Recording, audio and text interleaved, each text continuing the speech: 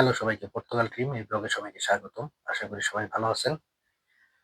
তো দেখেন D1 এর মেসেজ আসে আমার প্রচুর। অনেকেই D1 এ চলে আসছেন যেহেতু নতুন নিয়ম চেঞ্জ হইছে।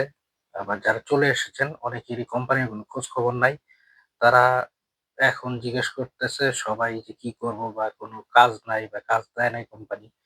তো অনেকের ফিঙ্গারের ডেট সামনে, অনেকের অন্যখান থেকে কাজ করতেছে, কন্ট্রাক্ট চলতেছে, ট্যাক্স কিছু গেছে, কিছু যায় নাই, ঠিকমতো কন্ট্রাক্ট পাচ্ছে না। মানে অনেকের অনেক ধরনের সমস্যা।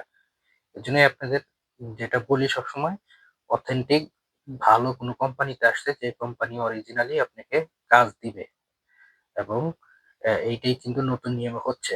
সো আল্টিমেটলি যারা চলে এসেছেন অলরেডি, কোম্পানির কোনো খবর নাই, কাজ পাচ্ছেন না এবং ফিঙ্গারের ডেট চলে আসছে বা বায়োমেট্রিক্স এর ডেট চলে আসছে, তারা অতি সত্বর কোনো একটা কোম্পানিতে কাজে ঢুকেন।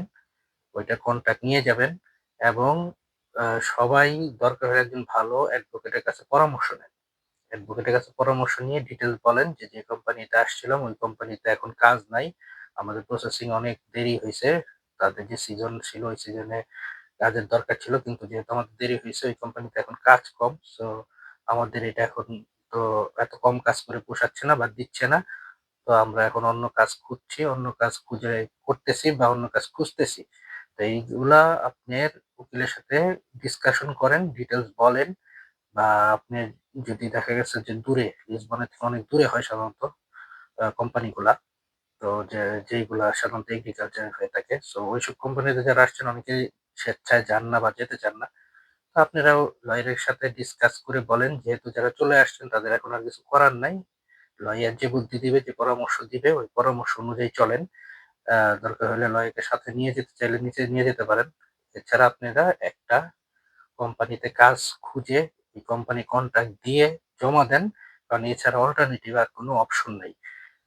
তো আপনার যে ট্যাক্স ঢুকতেছে এগুলা যদি ঠিক থাকে তাহলে আপনার খুব বেশি সমস্যা করার কথা না। যেহেতু আপনারা আগে আসছেন মানে এপ্রিলের ১৫ তারিখ থেকে যেটা হচ্ছে নিয়ম ওইটার বাইরে আপনারা বিয়া বাড়তে যেটাকে বলে ওইটার বাইরে আপনারা পড়তেছেন। সো এইটা নিয়ে আসলে আইনের উপর ডিপেন্ড করে। এখন এত টেনশন করার কিছু নাই। বাট এছাড়া অপশনও নাই। তো অন্য কোনো কোম্পানিতে যারা কাজ করতেছেন কাজ করা শুরু করে দেন। ট্যাক্স যদি যায় আপনাদের কোনো তাহলে তো ভালো এগুলাতে নিয়ে যাবেন। আর যদি একেবারেই বসা থাকেন তাহলে কিছুটা সমস্যা আছে। এটা আইমা অফিসার চাইলে সমস্যা তৈরি করতে পারে। তো আপনারা কনফিউশন এ না থেকে উকিলের সাথে কথা বলেন। উকিলের সাথে কথা বলে দেখেন উকিল কি বলে। তাইলে দেখা গেছে ওই ডিসিশন অনুযায়ী আপনারা একটা সিদ্ধান্তে আসতে পারবেন। সো আল্টিমেটলি হতাশ হয়ে লাভ নাই। যা হওয়ার হয়ে গেছে, যা করার করে ফেলছেন। এখন যাতে কোনো কারণে কোনো সমস্যার সম্মুখীন না হতে হয় এজন্য আপনারা অতি সত্বর একটা কাজ বা একটা কন্ট্রাক্টের আন্ডারে এসে আপনারা প্রসেসটাকে চালু রাখেন। আশা করি আ সমস্যা হওয়ার কথা না। তারপরে যেহেতু এখন অনেক নিয়ম-কানুন চেঞ্জ হচ্ছে, আপনারা হয়তো অনেকেই দেখছেন যে বাংলাদেশ এখন সেফ কান্ট্রি হিসাবে ইউরোপিয়ান ইউনিয়নের লিস্টে আসছে। সো সেফ কান্ট্রি হিসাবে যেটা হয়েছে যে আগে অ্যাসাইলাম কেস করলে অনেকখানে যেহেতু বাংলাদেশের লিস্টে ছিল, এইটাকে কনসিডার করতো। এখন সেফ কান্ট্রি হওয়াতে এটাকে আমলে নিবে না। মানে বাংলাদেশের নিরাপত্তা ব্যবস্থা ঠিক আছে। কোনো হুমকির সম্মুখীন নাই। ওই হিসাবে এটা এখন যেহেতু লিস্টে নাই, তো এখন যারা কেস করবেন আ যেকোনো দেশেই হোক ইউরোপের, তো আগের থেকে আরো মানে রিস্ক হয়ে গেছে পজিটিভ না হওয়ার। সো নেগেটিভ হওয়ার সম্ভাবনাই বেশি।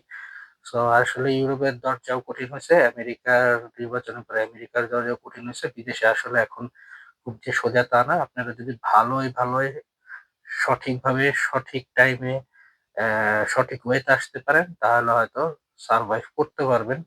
এছাড়া অন্য কোনো রাস্তায় আসলে চিন্তা না করাই ভালো। তো আজ এ পর্যন্তই। নেক্সট ভিডিওতে কথা হবে। সো যাদের জন্য এই ভিডিওটা করছি, যারা চলে আসছেন তাদের আসলে টেনশন করলে তো আসলে টেনশন। তাদের আসলে টেনশন কইরা লাভ নাই। তারা মোটামুটি এ যেহেতু কাজ করতে আসেন, কাজ করেন, ট্যাক্স পে করেন। প্রপার ডকুমেন্টেশন নিয়ে আইমাতে জমা দেন। আশা করি সম্ভাবনা হবে না। কোনো সমস্যা হওয়ার সম্ভাবনা নাই। তারপরেও সবচেয়ে ভালো হয় একজন ভালো আইনজীবীর সাথে পরামর্শ করে তারপরে ফিঙ্গারে যান। দেখেন সে কি বলে। তাইলে সে যদি ফাইল-টাইল ঠিকমতো দেখে বলে দেয় কিভাবে কি করতে হবে ওই সাজেশনটা শুনে তারপরে জমা দেন। তো ভালো থাকবেন সবাই।